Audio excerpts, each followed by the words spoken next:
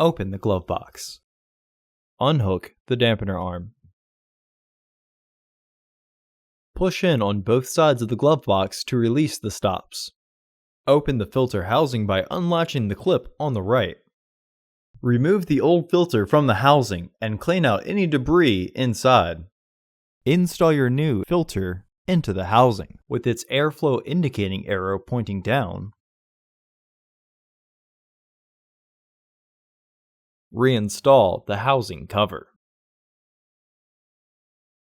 Partially close the glove box to re-engage the stops. Reinstall the dampener arm.